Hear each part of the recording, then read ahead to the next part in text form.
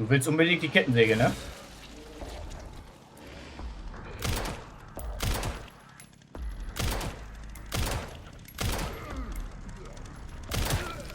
Danke für den Clip. Oh, nein! Das ist so geil.